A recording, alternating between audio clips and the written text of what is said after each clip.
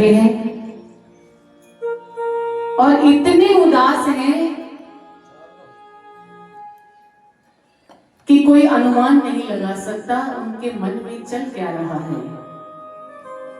यही विचार आ रहे हैं कि मैंने इतने बड़े बड़े ग्रंथों की रचना कर दी, महाभारत लिख दिया, वेदों को लिख दिया, पुराणों की रचना की, लेकिन फिर भी मेरा मन बहुत उदास है, चिंताग्रसित है।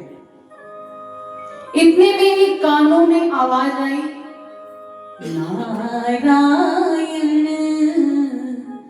नारायण श्रीमन नारायण नारायण नारायण नारायण नारायण श्रीमन नारायण नारायण। सभी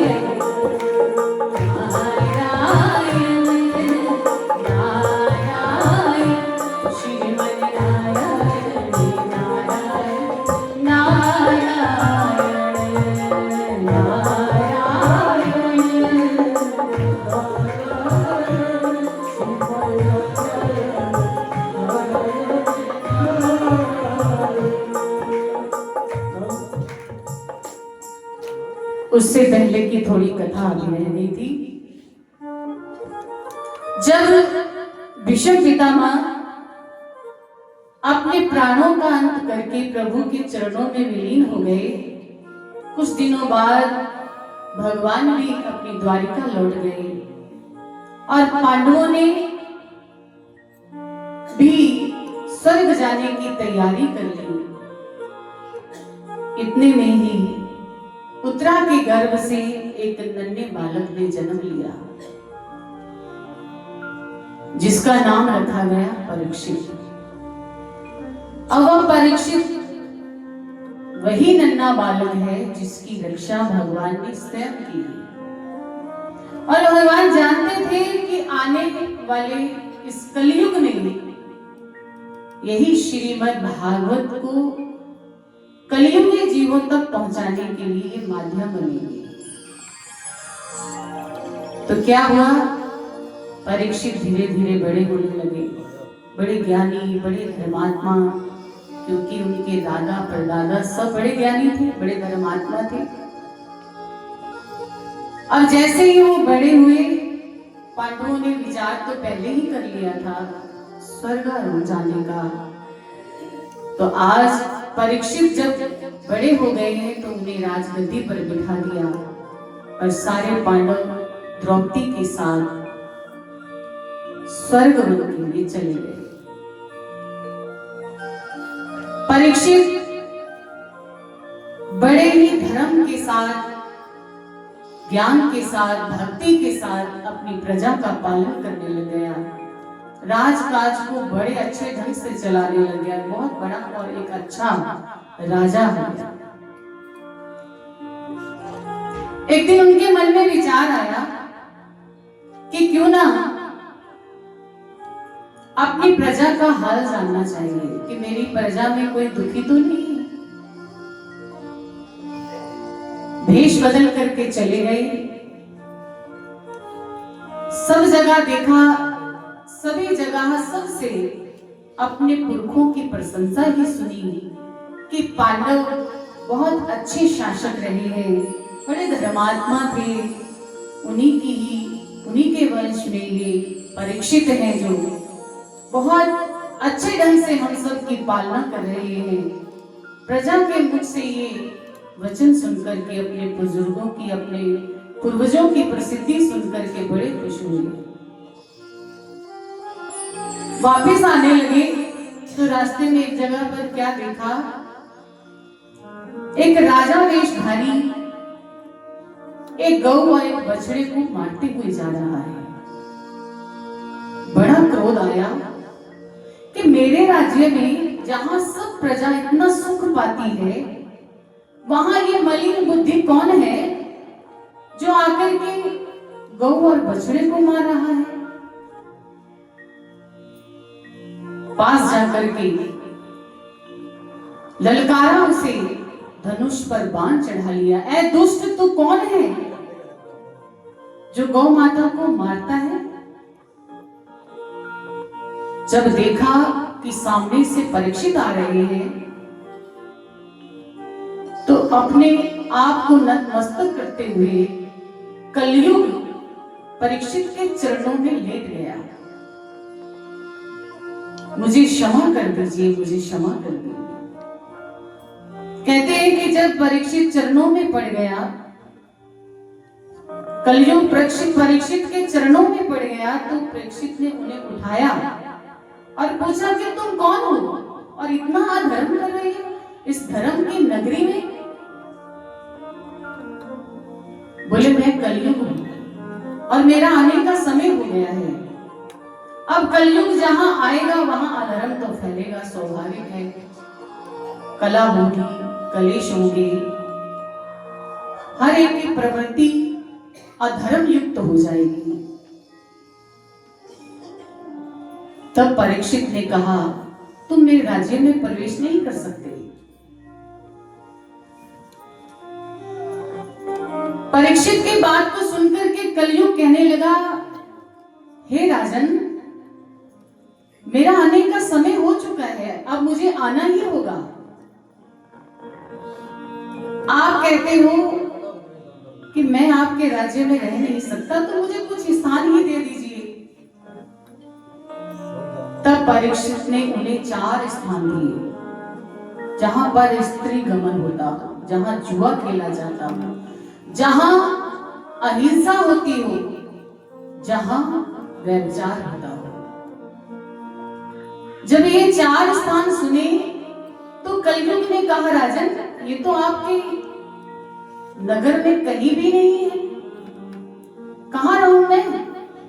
जब 4 स्थान दे रहे हो तो एक स्थान और दे दीजिए, कृपा कर दीजिए मुझ पर, जहां मैं रह सकूं। कहते हैं कि राजा ने कहा परीक्षित ने कि तुम ही बता दो कौन सा ऐसा 5वां स्थान जो मैं तुम्हें दे दूं। तब कलयुग ने कहा कि मुझे स्वर्ण में रहने के लिए स्थान दे दो। परीक्षित ने फिर भी शर्त रखी कि उसी स्वर्ण में तुम रहोगे जो अहिंसा से कमाया गया होगा, जो छल से कमाया गया होगा। स्वर्ण उसी में ही तुम वास करोगे, जो ईमानदारी से कमाया हुआ स्वर्ण होगा वहां तुम वास नहीं कर सकते। कलयुग ने विचार किया, चलो मिल लिया, एक स्थान तो मिला जहां मुझे रहना चाहिए। उसने कहा ठीक है, मैं रह लूंगा स्वर्ण में। इतना उसे कहकर के परीक्षित अपने नगर को चले गई और उसे 5 स्थान दे दिए। अब कलयुग को मौका चाहिए। एक दिन परीक्षित ने विचार किया कि मेरे पुरखों ने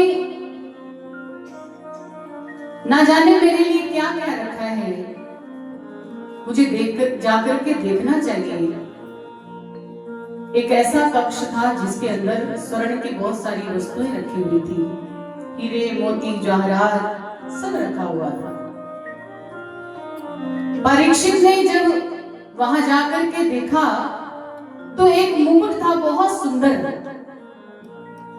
उन्होंने उस मुकुट को उठा लिया। वो मुकुट को उठा करके अपने कक्ष में आ गया। जब अपने कक्ष में आया, सुबह हुई, उस पड़े हुए मुकुट को अपने सिर पर रखने लगा और देखता है, विचार करता है कि देखो तो सही ये मुकुट मुझे कैसे लगता है, जचता भी है या नहीं। जैसे ही उन्होंने उस मुकुट को अपने सिर पर धारण किया, कलयुग को मौका मिल गया और वो उसमें आकर के बैठ गया। क्योंकि वो जो मुकुट था, स्वर्ण मुकुट, वो जरासंध का था। जरासंध ने ना जाने कितने राजाओं को मार करके उस मुकुट को प्राप्त किया था। अहिंसा से कमाया हुआ वो स्वर्ण था, इसीलिए कलयुग उसमें आकर के बैठ गया। जैसे ही कलयुग उसमें बैठा और वो राजा के शीश पर था, अब बुद्धि फिर गई। भागवत महापुराण में लिखा है कि उस दिन पहली बार राजा परीक्षित के मन में विचार आया कि मुझे शिकार खेलने जाना चाहिए, और वो चल दिया शिकार खेलने के लिए। वहां जाकर के उसने बहुत सारे जीवों की हत्या की। घने वन में जाते जाते रास्ता भूल गया, जो साथी थे वो भी बिछुड़ गए, अकेला घने वन में रह गया और भूख प्यास से पीड़ित होने लगा। जल की खोज में इधर उधर दौड़ रहा है। सामने एक कुटिया दिखाई पड़ी, जो शमिक ऋषि भगवान की कुटिया है, जो बैठे तपस्या कर रहे थे। राजा परीक्षित ने जाकर के देखा, बुद्धि मलिन तो पहले ही हो चुकी थी, बहुत सारे जीवों की हत्या भी कर दी, विचार भी गलत हो रहे हैं। जो हमेशा साधु सेवा करता था, साधु के चरणों की पूजा किया करता था, आज एक साधु के लिए अपशब्द कह दिए, एक संत के लिए अपशब्द कह दिए कि ढोंगी है, ढोंग कर रहा है, कई ऐसे अपशब्द कहे। तब भी शमिक ऋषि जी की समाधि नहीं टूटी। उसने और क्रोध में आते हुए एक पास में पड़े हुए मरे सर्प को उनके गले में डाल दिया। ये सब श्रृंगी ऋषि के एक मित्र ने देख लिया। उसने जाकर के श्रृंगी ऋषि को बताया, जो नदी में स्नान कर रहे थे। श्रृंगी ऋषि को जैसे ही बताया कि आपके पिता के गले में एक राजा ने मरा हुआ सर्प डाल दिया है, उसी वक्त क्रोध में आ गया और उसने उसी नदी में से जल लेकर के जल से श्राप अभिषेकित कर उस जल को श्राप दे दिया कि जिस भी राजा ने मेरे पिता के गले में मरा हुआ सर्प डाला है, 7 दिन पश्चात उसकी तक्षक नाग के डसने से मृत्यु हो जाएगी। ये श्राप मेरा मिथ्या नहीं जा सकता, ये कहकर के जल वहीं छोड़ दिया। अब राजा परीक्षित को श्राप लग गया, लेकिन उसे पता नहीं है। जैसे ही वो अपने दरबार में गया, अपने कक्ष में गया, उस मुकुट को उतार करके नीचे रख दिया। बुद्धि फिरी, समझ में आया कि आज मुझसे बहुत बड़ा अपराध हो गया है। मैंने एक संत के लिए इतना बड़ा अपराध कर दिया, उनके गले में मरा हुआ सर्प डाल दिया। मुझे इसका दंड मिलना चाहिए। अब राजा है, उन्हें दंड कौन दे? उन्हें ये नहीं पता कि दंड तो मुझे मिल चुका है, मुझे श्राप मिल चुका है।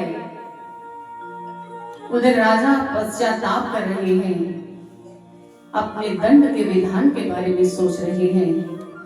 इधर जब शमिक ऋषि के पास उनके पुत्र श्रृंगी ऋषि आए, आते ही रुदन करने लग गए, तो पिता का ध्यान टूटा। पूछा, पुत्र रुदन क्यों कर रहे हो? गले में देखा तो मरा हुआ सर्प डला हुआ है, उसे उतार करके फेंक दिया। श्रृंगी को अपने गले से लगाया। पूछा, पुत्र क्यों रोते हो? बोले, पिताजी, एक राजा है, उन्होंने मरा हुआ सर्प आपके गले में डाल दिया और मैंने भी आगे से उन्हें श्राप दे दिया। शमिक ऋषि पूछते हैं, पुत्र क्या श्राप दिया तुमने? बोले, 7 दिन पश्चात तक्षक सर्प के काटने से उनकी मृत्यु हो जाएगी। शमिक ऋषि बड़ा अफसोस करने लगे, वो पुत्र क्या कर दिया तुमने? ऐसे धर्मात्मा राजा को तुमने श्राप दे दिया, जिनके छत्र छाया में संत महापुरुष ब्राह्मण सब सुख पाते हैं। तूने ऐसे धर्मात्मा राजा को श्राप देकर के ठीक नहीं किया।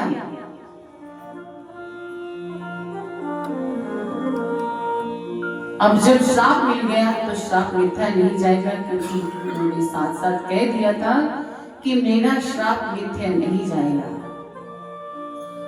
अब शमिक ऋषि को चिंता हो गई कि ऐसे धर्मात्मा राजा को मृत्यु के भय से मुक्त कराने का उपाय सोचना चाहिए। उन्होंने सूचना दी, उन्हें उसी वक्त अपने एक गुरुकुल के विद्यार्थी को उनके पास भेजा, अपने शिष्य को उनके पास भेजा और जाओ कि राजा को इस श्राप से अवगत कराओ कि तुम्हें 7 दिन पश्चात मृत्यु मिलने वाली है, अपनी मृत्यु से मुक्त होने के लिए कोई उपाय करो। कहते हैं उसी वक्त जब राजा को पता चल गया कि मुझे श्राप मिल गया और 7 दिन ही मेरे पास हैं, उसी वक्त अपने पुत्र जन्मेजय को राजगद्दी पर बिठाया और स्वयं शुक्रताल में आ गए। आकर के सभी ऋषि मुनियों तपस्वियों से पूछने लगे कि कोई मुझे मेरी मृत्यु के भय से मुझे मुक्त करा दे, मेरी मृत्यु से मुक्त होने का उपाय बता दे, मेरे आवागमन से मुक्त होने का कोई मुझे उपाय बता दे। ये प्रार्थना करते जा रहे। किसी ने कुछ बताया, किसी ने कुछ बताया, यज्ञ करो, तप करो। हम समय 7 दिन का है, इतने दिन में क्या ही हो सकता है। निराश होकर के द्वारिकाधीश भगवान के चरणों में प्रार्थना की है। आइए भजन के माध्यम से सुनिए।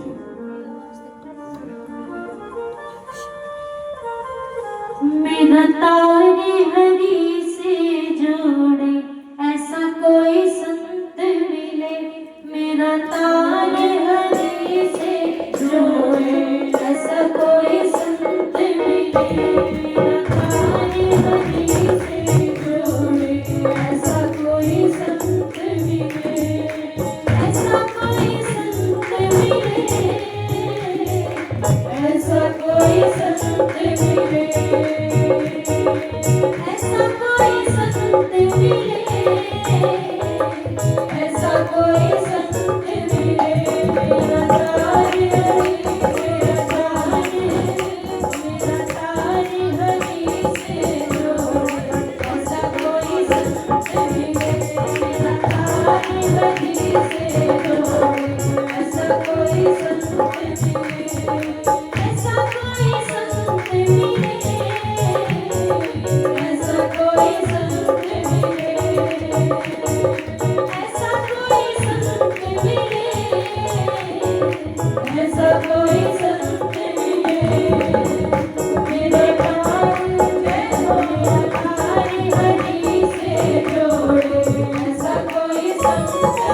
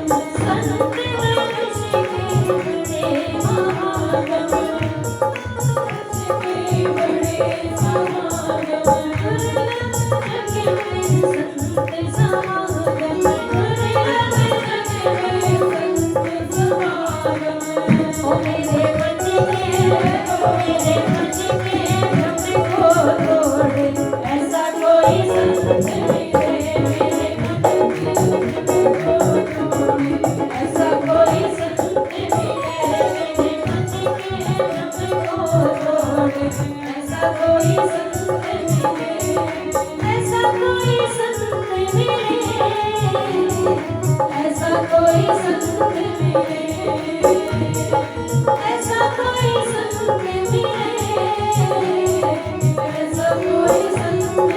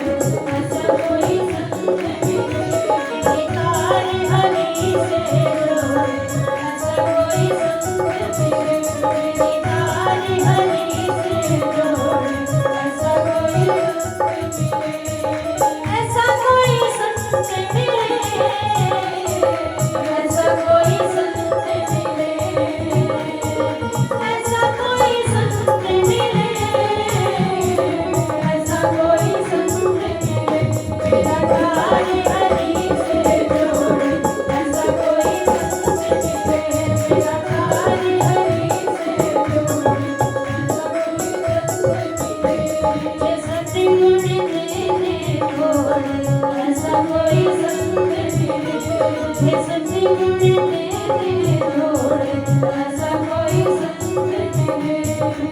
वो मेरा कार्य हरि से जोड़े, ऐसा कोई संत मिले। मेरा कार्य हरि से जोड़े, ऐसा कोई संत मिले। ऐसा कोई संत मिले। ऐसा कोई संत मिले। ऐसा कोई संत मिले। मेरा कार्य हरि से जोड़े, ऐसा कोई संत मिले। मेरा कार्य हरि से जोड़े, ऐसा कोई संत मिले। मेरा कार्य हरि से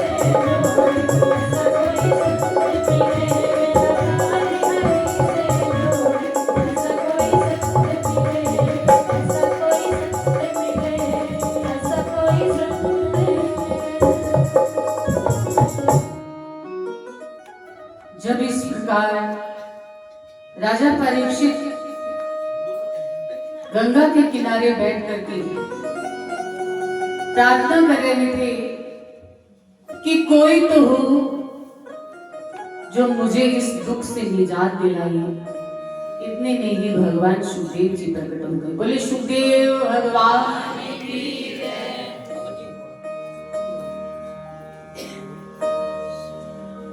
जैसे ही भगवान सुखदेव जी प्रकट हुए, एक सिंहासन पर वही विराजमान हो गए वट वृक्ष के नीचे। राजा परीक्षित ने उनके सुंदर स्वरूप और उनकी आभा को देख करके समझ लिया कि यही वह परम संत है जो मुझे इस पीड़ा से निजात दिलाने वाले हैं, जो प्रभु द्वारिकाधीश की कृपा से यहाँ आए हैं। उनके चरणों में नतमस्तक हो गए, प्रार्थना की, प्रभु 7 दिन में मेरी मृत्यु होने वाली है, 7 ही दिन मेरे पास शेष है, आप कृपा कीजिए, मुझे इस भय से मुक्ति दिलाइए। सुखदेव जी महाराज विराजमान होकर के परीक्षित से कहते हैं, परीक्षित तुम्हारे अंदर की जो भावना है, जो विचार है, बहुत शुद्ध है। 7 दिन तुम्हारे पास हैं, 7 दिन तुम्हारे पास शेष हैं, और तुम आकर के मुझसे ज्ञान प्राप्त करने के लिए प्रार्थना कर रहे हो। लेकिन संसारी जीवों के पास तो 7 वार हैं, दिन कितने हैं किसी को नहीं पता।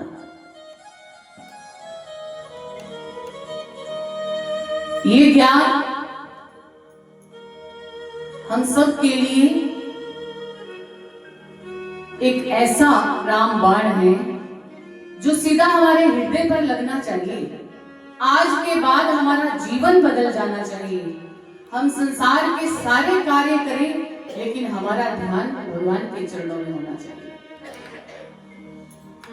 क्योंकि इंसान के पास 7 वार है, 7 वारों में से कोई भी दिन आ सकता है, किसी के लिए भी, इस शरीर के लिए, आप सब, कोई भी।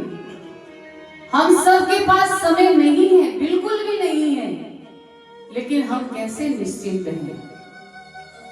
कितने लंबे चौड़े हमने अपने अंदर विचार बना रखे हैं, हम ये करेंगे, प्लानिंग बना रखी बड़े बड़े सालों की, हम ये भी करेंगे, हम वो भी करेंगे। एक क्षण का भी भरोसा नहीं है। गुरु नानक देव जी से किसी ने प्रश्न किया कि जीव के पास कितना समय है। गुरु नानक देव जी ने बाला मर्दाना से कहा, भी तुम बताओ एक इंसान के पास कितना समय है। बाला ने कहा, प्रभु मेरे पास कुछ ही महीनों का समय होगा। किसी ने बता दिया, मर्दाना ने बता दिया कि मेरे पास कुछ सालों का होगा। बाला मर्दाना दोनों इन्हीं बातों में उलझे हुए हैं। तब गुरु नानक देव जी ने कहा कि ये जो श्वास बाहर गया है ये अंदर आएगा कि नहीं, इतना समय हर जीव के पास, इतना ही समय है बस। जैसे हम श्वास ले रहे, एक बार अंदर जा रहा है, एक बार बाहर जा रहा है, कितनी दूरी है, एक तिन मात्र की भी दूरी नहीं है। हम अनुमान ही नहीं लगा सकते कि कितनी दूरी है, क्योंकि श्वास जा रहा है, आ रहा, जा रहा है। इतना समय है कि आपका श्वास बाहर गया है, वापस अंदर आता है कि नहीं, बस इतना समय है। लेकिन यहाँ प्लानिंग कितनी बड़े बड़े हो रही है, सब माया ही तो है जो बुद्धि पर पर्दा डाले हुए है। इस माया से ही बचना है हमने, इस माया से ही हमने अपने आप को बचाना है। भगवान ने कहा था ना कि जो मेरा भजन करता है, जो मेरा सिमरन करेगा, मुझे याद रखेगा, मेरी माया उसके साथ रहेगी अवश्य, लेकिन उसे अपने आगोश में नहीं लेगी, क्योंकि उसके सिर के ऊपर मेरा साया रहेगा। माया तो भगवान की हम सब के साथ लगी हुई है, तभी तो उलझे हुए हैं। इस उलझन से सुलझना ही गुरुदेव हम पर कृपा कर रहे हैं और हमें बिठा दिया साक्षात भगवान के चरणों में। अब भगवान सामने बैठे हैं, वो हमें देख रहे हैं, हम उनकी तरफ देख रहे हैं, लेकिन हमें वो कैसे दिखाई दे रही है? एक स्वरूप में। श्रीमद् भागवत संत महात्माओं ने, परमहंसों ने कह दिया कि ये भगवान का साक्षात विग्रह है। तो हमें क्या दिख रहा है सामने? ग्रंथ। किसी को लग रहा है कि यहां भगवान बैठे हैं हमारे सामने? वो है, बैठे हैं, लेकिन क्या है जो हमें दिखाई नहीं दे रहा? माया का प्रभाव। भगवान ने संतों के माध्यम से हमें, गुरुदेव के माध्यम से हमें ये ज्ञान भी दे दिया कि ये श्वास से चलना ही प्रमाण है कि वो बैठे हैं हमारे अंदर, हमारे आसपास, हमारे इधर उधर, सब जगह वो ही है। लेकिन फिर भी नहीं समझते हम, फिर भी उलझ रहे हैं। अभी जब श्रीमद् भागवत महापुराण की कथा का समय सुनिश्चित किया गया कि 2:30 से 6 बजे का समय है, और हमने कल सबसे प्रार्थना की थी कि आप समय पर आना, लेकिन समय पर कितने लोग आए ये हमने देखा। हमारी तो थोड़ी देरी इसलिए हुई कि लाइट चली गई थी। अब ये सिस्टम ऐसा है कि बिना इसके कोई काम हो नहीं सकता। हम बोलेंगे आपको समझ नहीं आएगा, लेकिन आपको क्या करना चाहिए कि आपको जब सूचना मिल गई है समय की, तो आपको समय पर आना है। बहाने नहीं लगाने कि मेरे पास समय नहीं है, मेरा ये काम पड़ा है, मेरा वो काम पड़ा है। काम तो आपको पता है मरने के बाद भी नहीं खत्म होते। कभी चौथा है, कभी उठाला है, कभी ये है तो कभी वो है। होते हैं कभी इंसान के काम मरने के बाद भी लगे रहते हैं। इसीलिए मरने से पहले ही क्यों ना हम अपना सुधार कर ले, अपने आप को भगवान के हवाले कर देते हैं। तू जाने तेरा काम जाने, नहीं करते, सुनते जरूर हैं। ये सब बातें सुनने तक ही सीमित रहती हैं, मनन नहीं करते। इसीलिए जब भी किसी से मिलो बस लंबी लिस्ट बताएगा। अरे भाई, हमने कहा कभी तो विश्वास कर लो। भगवान कहते रोज मुझसे मांगने आता है, कभी मिलने भी आ जा। कभी तो आप मुझसे मिलने, कि मुझे भी लगे कि तू मुझे चाहता है, मेरी वस्तुएं तुम्हें प्यारी है, मुझसे सब कुछ चाहता है तू, लेकिन मुझे नहीं चाहता। भगवान कहते हैं जिस दिन तुम मुझे चाहने लग जाएगा ना, सारी वस्तुएं तेरे चरणों में डाल दूंगा, तुझे किसी चीज की भी कमी महसूस नहीं होगी, क्योंकि वो सत्य चित्त आनंद है, आनंद का खजाना है वो। जिनको वो मिल जाएंगे, कोई कमी रह जाएगी जीवन में? भला कोई कमी नहीं रहेगी। इसलिए थोड़ा थोड़ा अपने अंदर बदलाव लाइए। जब हम ऐसे वातावरण में बैठते हैं तब तो हमें लगता है कि हमें शब्दों को मान करके अपने जीवन को ऐसे ही बदलना है, लेकिन जैसे ही हम बाहर माया की चपेट में आते हैं फिर सब भूल जाते हैं। लेकिन हम आपसे बार बार यही कहेंगे, आपको माया कभी भी अपने आगोश में नहीं लेगी जब आप बार बार अपने गुरुदेव के चरणों में बैठोगे। गुरुदेव हमें माया से दूर रखने की विधि बताते हैं, और यहां भगवान ने बता दिया है। राजा परीक्षित सुखदेव महाराज जी के सामने नतमस्तक होते हुए प्रार्थना कर रहे हैं, प्रभु कृपा करें, मुझे ज्ञान दीजिए, मुझ पर कृपा करके मेरा उद्धार कीजिए। सुखदेव महाराज जी बहुत प्रसन्न हुए। राजा परीक्षित की विनम्रता को देख करके उस वक्त महाराज परीक्षित ने संकल्प करा दिया परीक्षित जी से कि आज से 7 दिन तक आपको हम ज्ञान गंगा में रोज गोते लगवाएंगे, आपको आवागमन से मुक्ति दिलाएंगे।